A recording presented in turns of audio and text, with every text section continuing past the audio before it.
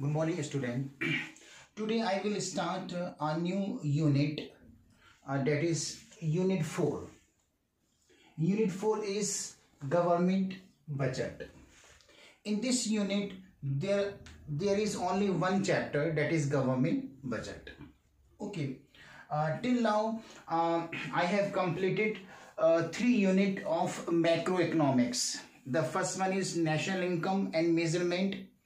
The second unit is money and banking, and the third unit is income and output determination. Okay, these 3 units have completed.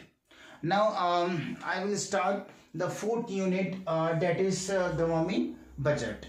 In this 4th unit, there is only one chapter, that is government budget. Okay, actually in this chapter we will discuss different topics. For example, introduction of government budget. It is the first topic of this chapter. The second topic is meaning of government budget, and the third topic is objective of government budget, and the next important topic of this chapter, that is component or structure of government budget, and the last topic is type of government budget. These are the topics which we'll discuss in this chapter. Okay, इस chapter के अंदर हम ये सारे topic discuss करेंगे. Okay, जो introduction of government budget है, इसमें से ज्यादातर 1 मार्क्स के क्वेश्चंस बन जाते हैं. ऑब्जेक्टिव क्वेश्चन, एमसीक्यू काफी बनते हैं.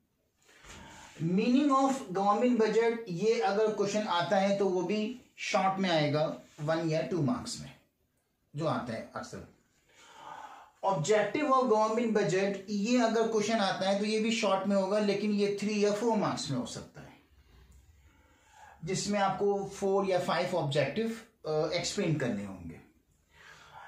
कंपोनेंट्स और स्ट्रक्चर ऑफ गवर्नमेंट बजट, ये सबसे इंपॉर्टेंट टॉपिक है जो लॉन्ग क्वेश्चन में आता है, नियर अबाउट 6 मार्क्स में आता है. ठीक है, इसको डिटेल में आपको पढ़ना है, और क्योंकि ये थोड़ा टॉपिक बड़ा भी है और साथ साथ इंपॉर्टेंट भी है. नेक्स्ट टॉपिक है type of government budget. Government budget कई तरह की होती हैं, जैसे कि surplus budget, deficit budget, balance budget, और डेफिसिट बजट भी फिर फर्दर क्लासिफाई हो जाता है, जैसे revenue deficit, fiscal deficit, primary deficit. ठीक है, तो ये टॉपिक भी जो अगर इसमें से क्वेश्चन आया सपोज, तो वो शॉर्ट में आता है, 3 मार्क्स में या 2 मार्क्स में आता है. ठीक है, अब हम ये सारे टॉपिक को 1 बाय 1 एक्सप्लेन करेंगे. सबसे पहले हम फर्स्ट टॉपिक स्टार्ट करते हैं, वो है introduction of government budget. Okay, government budget का इंट्रोडक्शन, उसके बाद पर हम लेंगे meaning of government budget. Okay, जैसे मैंने बताया कि इंट्रोडक्शन ऑफ गवर्नमेंट बजट के अंदर बहुत सारे ऑब्जेक्टिव क्वेश्चंस बन जाते हैं इसके अंदर. तो अब जो मैं इंट्रोडक्शन दूंगा तो आप उसको नोट करते रहिएगा, और खासतौर से जो मेन पॉइंट्स हैं वो नोट करते रहिएगा, जो आपके एमसीक्यू में काम आएंगे.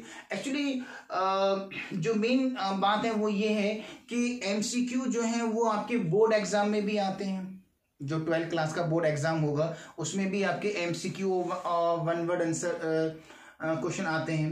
प्लस अगर आप आगे जाकर बीकॉम एंट्रेंस या बीए एंट्रेंस का टेस्ट दोगे, उसमें भी इकोनॉमिक्स आती है, उसमें भी ऑब्जेक्टिव क्वेश्चन आते हैं. तो ऑब्जेक्टिव क्वेश्चन अगर आप प्रिपेयर करते हो तो दोनों में आपको फायदा हो जाएगा, बोर्ड एग्जाम में भी, और प्लस इसके साथ साथ आपको बीकॉम एंट्रेंस या बीए एंट्रेंस में भी आपको फायदा हो जाएगा. ठीक है, तो let's start the first topic, that is introduction of government budget. Actually, the word budget was derived from French word budget, which means small bag, which means small bag. Okay. The first government budget was presented in the British Parliament by the British Finance Minister Sir Robert Walpole in 1733. Okay, the first government budget was presented in the British Parliament by the British Finance Minister Sir Robert Walpole in 1733. Okay. As far as India is concerned, in India the first government budget was presented by the British economist James Wilson on 18 February 1860. Okay, the first Indian government budget was presented in the Indian Parliament by the British economist James Wilson on 18 February 1860. In 1860, only one budget was prepared and presented in the Parliament for the whole country. It is known as central budget or union budget. From 1860 to 1920, from 1860 to 1920, only one budget was passed each year in the Indian Parliament for the whole country. It is known as central or union budget. Since 1921, this government budget divided into three parts. That is central budget, railway budget and state budget. Since 1921, three separate budgets were presented in the Parliament. These three budgets are central budget, railway budget and state budget. But before few years, Indian government merged railway budget into central budget. At present, only two budgets presented in the Indian Parliament, that is central budget and state budget. Railway budget was merged in the central budget. Okay. Actually, the last date of presented budget in the Indian Parliament is the last working day of the February. The Finance Minister of India present the budget in the Indian Parliament till the last working day of the February. He can also present budget on 1st February or 2nd February, or you can say 15th February, in the month of February. But the last date of the presentation of the budget is the last working day of the February. And the Indian budget is presented in the Lok Sabha every year. Okay, it is the introduction of the government budget. Okay, अब इसको दोबारा repeat कर रहा हूं, आप ध्यान से सुनिएगा इसी इंट्रोडक्शन को. ठीक है, जो वर्ड बजट है, बजट जो वर्ड है वो एक फ्रेंच वर्ड से बना है, फ्रेंच वर्ड से बना है. अब वो फ्रेंच वर्ड क्या है? वो फ्रेंच वर्ड है ब्यूगेट्स, BOUGETTS, ब्यूगेट्स. ये एक फ्रेंच वर्ड है ब्यूगेट्स. इससे क्या बना है? बजट. ये बजट वर्ड ड्राइव हुआ है इससे. The word budget was derived from the French word bugets, which means small bag. Bugets का मतलब क्या होता है? small bag.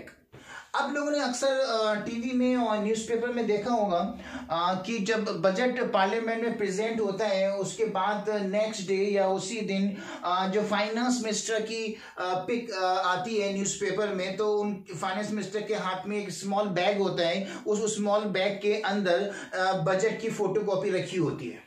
ठीक है। तो बजट जो वर्ड है वो एक फ्रेंच वर्ड बियोगेट्स से बना है और बियोगेट्स के मीनिंग होते हैं स्मॉल बैग। फर्स्ट पॉइंट, ठीक है। तो फर्स्ट क्वेश्चन आपका क्या होगा कि ऑब्जेक्टिव क्वेश्चन कि बजट जो है वो किस वर्ड से ड्राइव हुआ है, वो क्या है, बियोगेट्स। ये फर्स्ट आपका क्वेश्चन हो गया। अब बियोगेट्स की मीनिंग क्या है, स्मॉल बैग।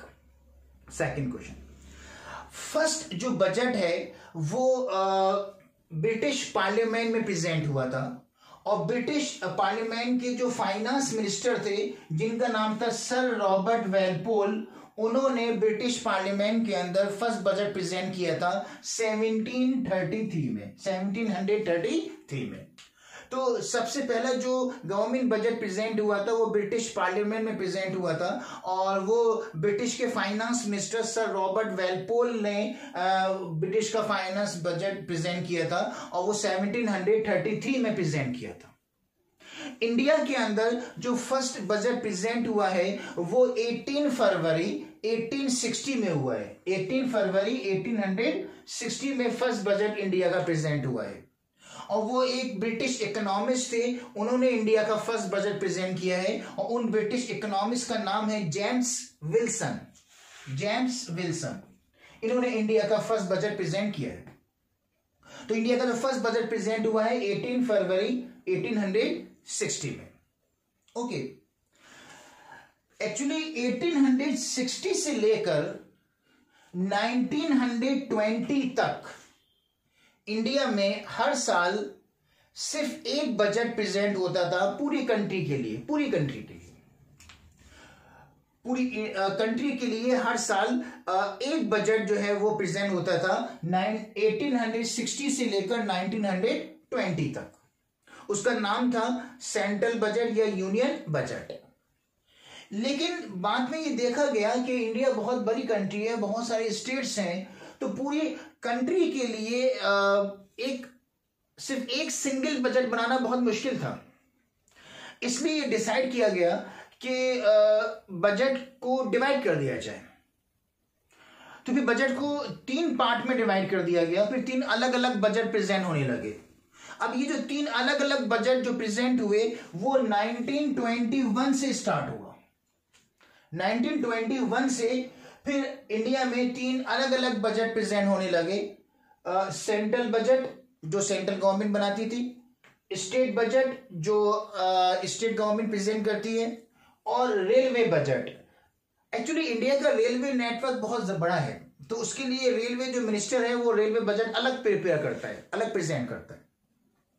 तो इस तरह से 1921 से इंडिया में 3 अलग अलग बजट प्रेजेंट होने लगे, सेंट्रल बजट, स्टेट बजट और रेलवे बजट। लेकिन कुछ साल पहले से जो इंडियन गवर्नमेंट है, उस इंडियन गवर्नमेंट ने ये डिसाइड किया कुछ साल पहले कि हम दोबारा से रेलवे बजट को सेंट्रल बजट में मर्ज कर दें, मिला दें। अब कुछ साल पहले से जो है वो 2 बजट पास होते हैं। लास्ट ईयर भी 2 बजट पास हुए थे, सेंट्रल बजट और स्टेट बजट। सेंट्रल बजट के अंदर रेलवे बजट मर्ज कर दिया गया। ओके, बजट जो है वो लोकसभा में पास किया जाता है और फाइनेंस मिनिस्टर जो है बजट प्रेजेंट करता है पार्लियामेंट के अंदर, ठीक है। और बजट प्रेजेंट करने की जो लास्ट डेट है वो है last working day of the फरवरी। अगर फरवरी में 28 डेज हैं और 28 को अगर सपोज वर्किंग डे है, मंडे ट्यूसडे वेडनेसडे है, तो 28 लास्ट वर्किंग डे हुआ। तो last working day of the फरवरी जो है ये जो है आपका बजट प्रेजेंट करने की लास्ट डेट है। लेकिन जरूर नहीं है कि लास्ट डे में प्रेजेंट किया जाए, फरवरी के किसी भी महीने के अंदर बजट फाइनेंस मिनिस्टर प्रेजेंट कर सकता है। ओके, जैसे लास्ट ईयर जो है first week of the February में बजट प्रेजेंट हुआ था। तो बजट जो है आप किसी भी डेज में फरवरी में बजट प्रेजेंट कर सकते हैं इसके अंदर। ओके, बजट जो है इंडिया का कौन बनाता है? Who prepare the budget of India, central budget of India? Actually India का जो सेंट्रल बजट है वो एक बजटरी बॉडी ऑफ अफेयर्स बनाती है, budgetary body of economic affairs. ये इंडिया का बजट प्रिपेयर करती है, लेकिन इंडिया का बजट पार्लियामेंट में प्रेजेंट कौन करता है? फाइनेंस मिनिस्टर प्रेजेंट करता है। और फाइनेंस मिनिस्टर जो है वो budgetary body of economic affair का हेड होता है। और budgetary body of economic affairs के अंदर जो है वो इकोनॉमिस्ट और स्टैटिस्टिशियंस होते हैं जो बजट प्रिपेयर करते हैं हर साल। ओके, तो the central budget of India was prepared by the